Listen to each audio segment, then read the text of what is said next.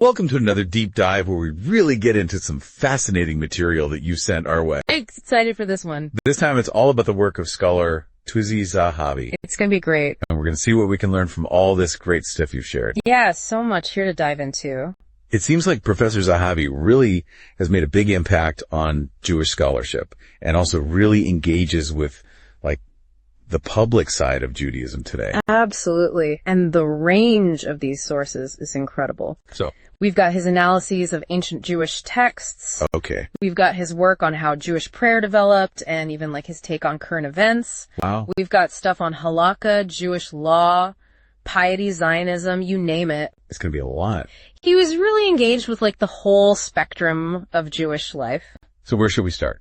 Well, why don't we start with his work on ancient Judaism? Sounds good. You sent over this chapter he wrote called Antiquity's Children, History and Theology in 3 Surveys. Right, I remember that one. And it's really fascinating because he's comparing 3 big surveys of ancient Judaism in that chapter. Go, let's hear about them.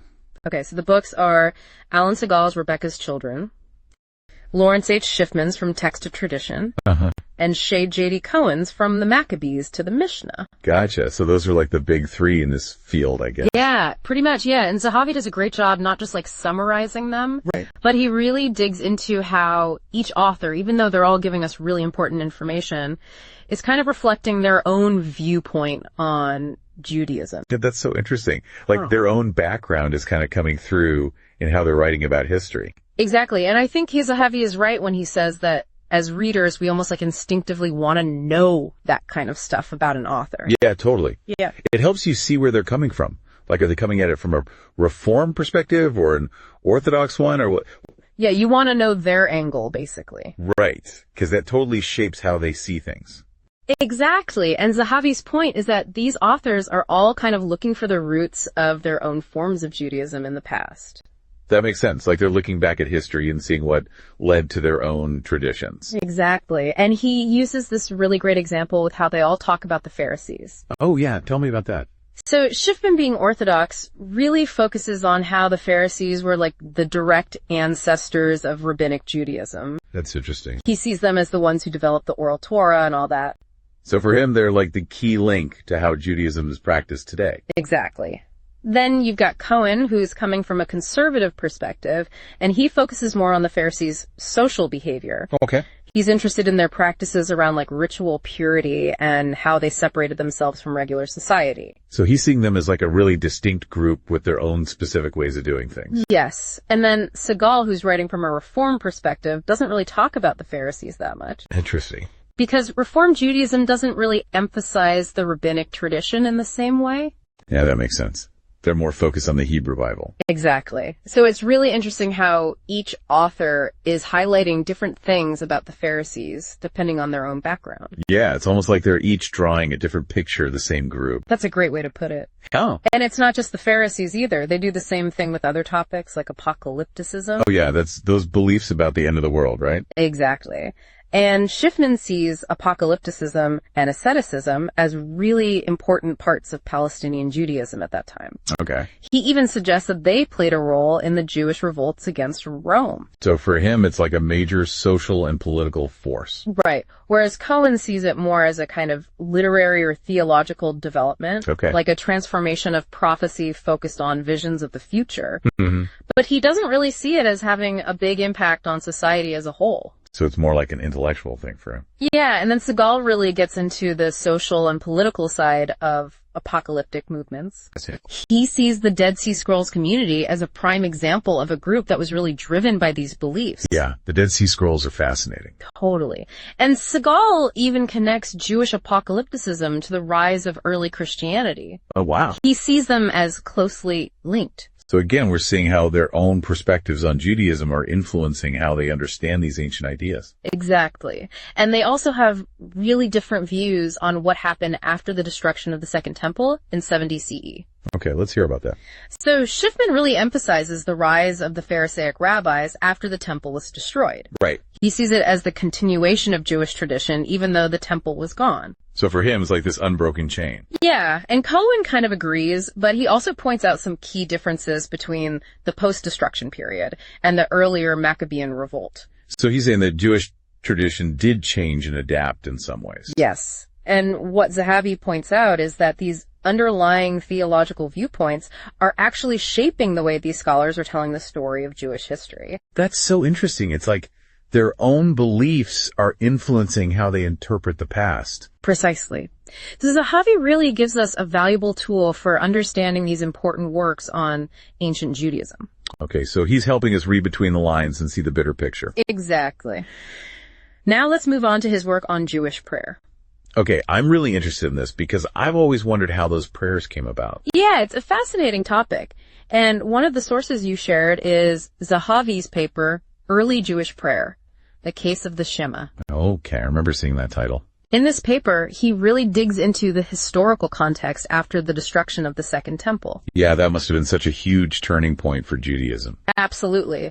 It's when Rabbinic Judaism, as we know it, really started to take shape. How does the Shema fit into all of this? So the Shema and the Amidah are like the two central prayers in Jewish tradition. Right.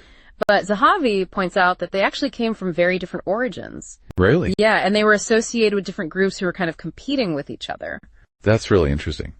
Tell me more.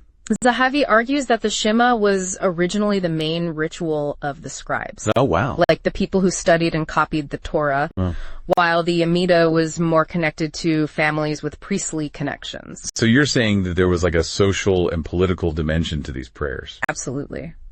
These two groups were both vying for influence in the Jewish community after the temple was destroyed. Right. And their liturgical practices were part of that power struggle. Wow. So it wasn't just about different theological ideas, but also about who had power in the community. Exactly. And eventually those two liturgical frameworks came together to form the basis of Jewish prayer as we know it. But it sounds like it wasn't an easy process. Right. It was a process of negotiation and compromise after a period of competition. That makes sense. And Zahavy actually critiques some earlier scholarship in this area. Yes, he argues that scholars like Joseph Heinemann sometimes overlooked the role of elite leadership in shaping liturgical practice. And they kind of assumed that there was this unified pan-rabbinic Halaka. Meaning like a single set of Jewish laws that everyone agreed on. Yeah, and Zahavy's saying that might not have been the case in those early stages. Okay, so how did the scribes use the Shema to advance their own ideas? So the main themes of the Shema are the unity of God, the love of God, and the importance of Torah and its commandments. Gotcha. What's interesting is that it doesn't really mention the temple at all. Oh, that is interesting, given the historical context. Right, and that reflects the scribes' focus on the text of the Torah.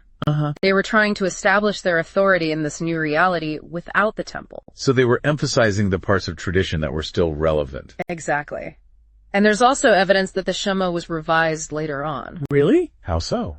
Well, for example, the motif of kingship and the mention of the Exodus from Egypt were added later. Okay. And there are different rabbinic opinions about these additions. So even within the Shema itself, there's evidence of debate and evolution. Yes, and Zahavy suggests that these revisions reflect the competing interests of different scribal groups. So the development of this prayer was like an ongoing process. Exactly. It wasn't just a one-time thing. And it wasn't just about theology either. It was also about power and social dynamics. Right. And Zahavy highlights this quote from Stefan Rafe, who said that Jewish liturgy has this amazing ability to absorb different and even competing ideas over time. It's like a melting pot of different influences. Yeah. And Zahavy also gets into the debates about how to interpret specific passages in the Mishnah. The Mishnah being like the first written compilation of the oral Torah. Exactly. And he talks about the role of figures like Eleazar B. Azariah. Okay. So he's really getting into the nitty-gritty of how these texts were understood and debated. It's amazing how much depth there is to even a single prayer like the Shema. Totally. And it's also amazing that Tzvee Zahavy was doing all this deep scholarly work while also taking the time to address the everyday concerns of regular people in his Dear Rabbi Zahavy column. Right. I was so intrigued by that column. It's like he was able to connect his scholarship to the real world. He really was. Yeah. And he used his knowledge of Jewish tradition to offer advice on all sorts of modern dilemmas. Yeah, and I loved that one example you mentioned about a reader trying to find their own existentialist Judaism. So this reader was feeling disconnected from traditional Jewish denominations, and they were looking for a more philosophical approach to their Jewish identity. I can definitely relate to that. Yeah, and Zahavy's response was so thoughtful. What did he say? Well, he encouraged the reader to engage with Judaism through different philosophical lenses. Okay, like what? He suggested exploring the Talmud itself as a source of critical thinking. Interesting. He also suggested incorporating mindfulness practices into their Jewish observance. So bringing in, like, meditation and stuff. Yeah, and he even talked about phenomenology, which is like focusing on your own personal experience of Jewish rituals. That's really interesting. And of course he talked about existentialism, which is all about finding meaning in a world without inherent meaning. Yeah, so he was giving this reader all these different ways to connect with Judaism on a deeper level. Exactly. He was empowering them to find their own path. That's really cool. And then there was that other column about sexual harassment. Yeah, that one was really powerful. It's such a difficult topic, but he tackled it head on. He did, and he did it in a really unique way. Well, instead of just talking about modern legal or ethical frameworks, he actually went back to the Hebrew Bible. Really? Yeah, he brought up stories like Joseph and Potiphar's wife and Queen Vashti. I see. So he was using those ancient narratives to shed light on a contemporary issue. Exactly. And he also acknowledged how complex and persistent the problem is. Yeah, sexual harassment is sadly something that has been around for a long time. Right, and Zahavy even referenced a Talmudic statement about the vulnerability inherent in these kinds of situations. So he wasn't shying away from the difficult parts of this topic. Not at all. And in terms of practical advice, Okay. he suggested considering traditional safeguards like avoiding yihud. Which is being alone with someone of the opposite gender. Yes, and he also referenced Israeli and U.S. laws about sexual harassment. So he was bringing in both traditional and modern perspectives. Exactly, and he even engaged with Dr. Ruth Westheimer's views on consent. Oh, wow. Dr. Ruth. Yeah, he was really trying to grapple with the complexities of this issue from all angles. It sounds like he was encouraging people to think deeply about it rather than just offering easy answers. Yeah, and then there's that column with the amazing title, Why Rabbis Are Awful at Politics. Oh yeah, that one definitely caught my eye. In this column, Zahavy was responding to a reader who was asking about rabbis getting involved in politics. Especially during the 2016 election, I bet. Yeah, that was definitely part of it, and Zahavy's response was pretty critical. What did he say? He basically said that throughout history, rabbis have often made bad political decisions. Oh, wow. Yeah, he even brought up their stance towards the Roman Empire as an example.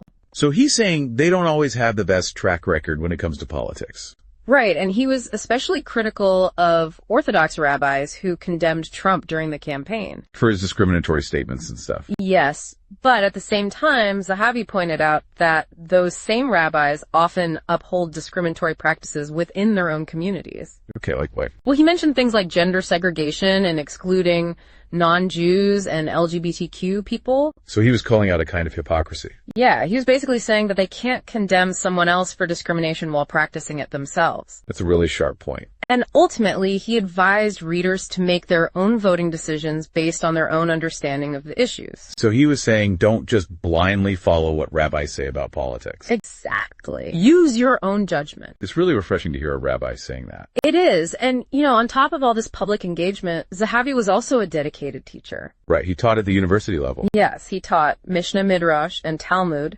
Those are like the core texts of rabbinic Judaism.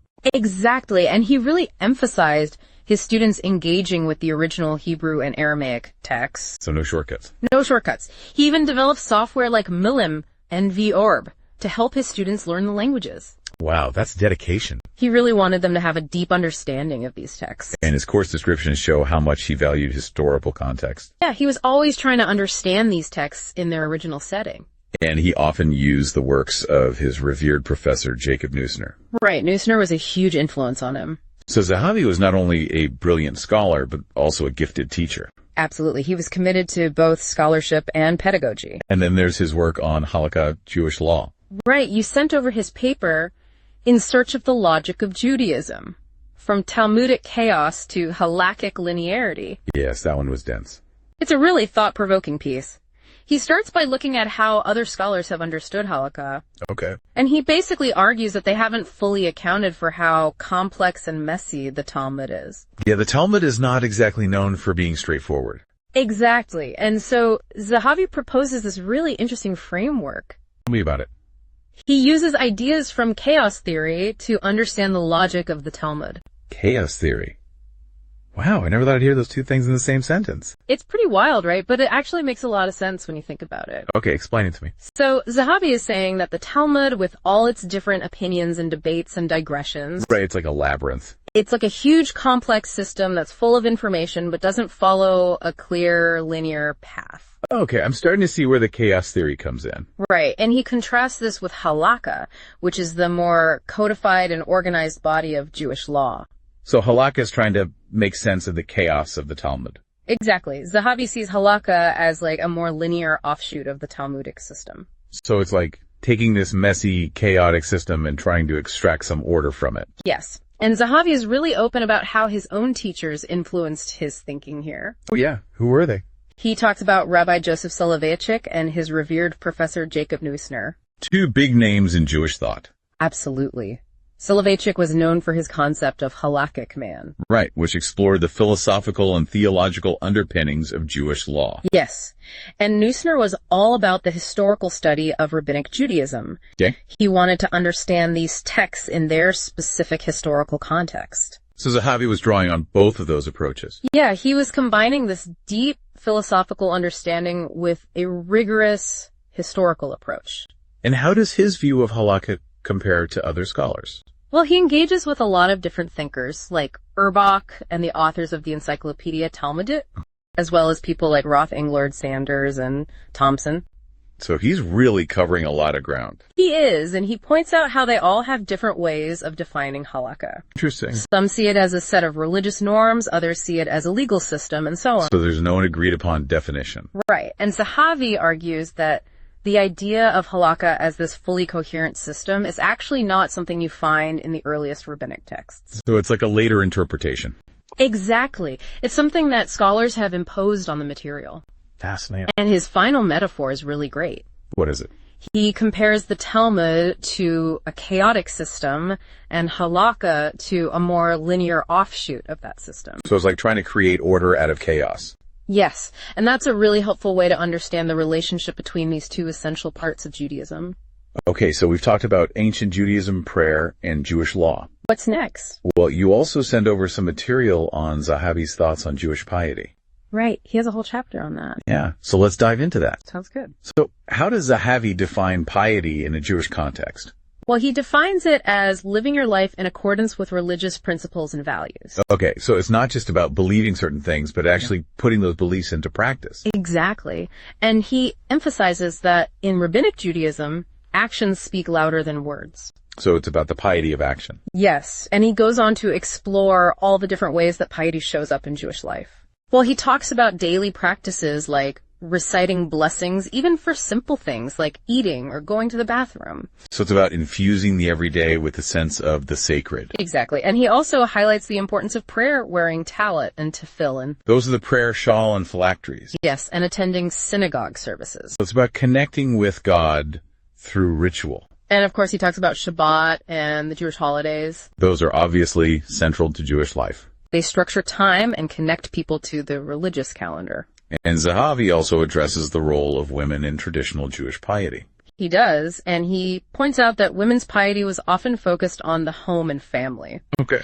He mentions specific practices like lighting Shabbat candles and reciting psalms. So their piety was expressed in different ways than men's piety. Yes, and he explains the principle of women being exempt from time-bound commandments. So they could focus on other aspects of religious life. Right, and he really emphasizes the idea of the pious home. Okay, what does that mean? It means creating a household that is centered around Jewish values and practices.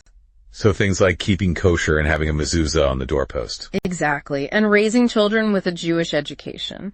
It's about making the home a space for religious life. Yes. And Zahavy also talks about life cycle rituals like circumcision naming ceremonies and redeeming the firstborn son. Those are all about marking important transitions in life. And he sees them as expressions of family piety. So for Zahavy, piety is about the whole tapestry of Jewish life, from the everyday to the monumental. Exactly. And it's all rooted in a belief in the dual Torah.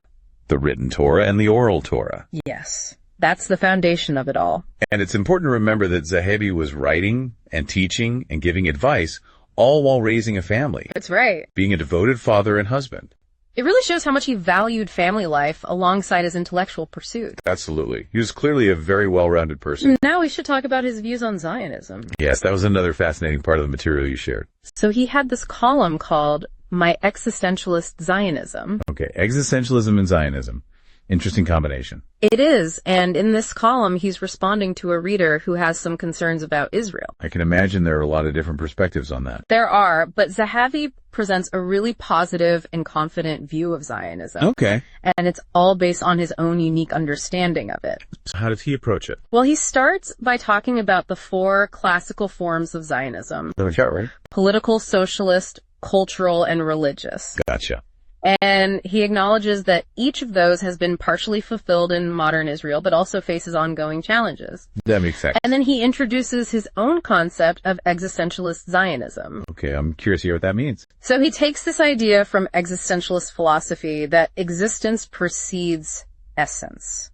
Meaning that the fact that something exists is more important than any abstract definition of what it should be. Okay, I think I'm fine. So for Zahavy, the very existence of Israel as a Jewish state is like the ultimate fulfillment of the Zionist dream. It's like the dream becoming reality. Exactly. And this idea really resonated with his own experiences living in Israel. And his father's experiences too. Right. And he even uses David Ben-Gurion as an example. First prime minister of Israel. Yes. And Zahavy sees him as embodying this existentialist Zionist ethos. In what way? Well, Ben-Gurion was a secular leader, but he was also deeply engaged with the Hebrew Bible. Okay.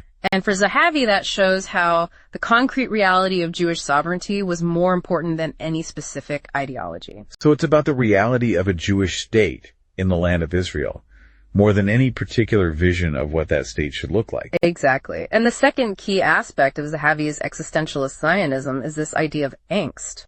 Angst meaning like anxiety or dread. Yeah, exactly. It's about being aware of the fragility of existence and the constant challenges that Israel faces.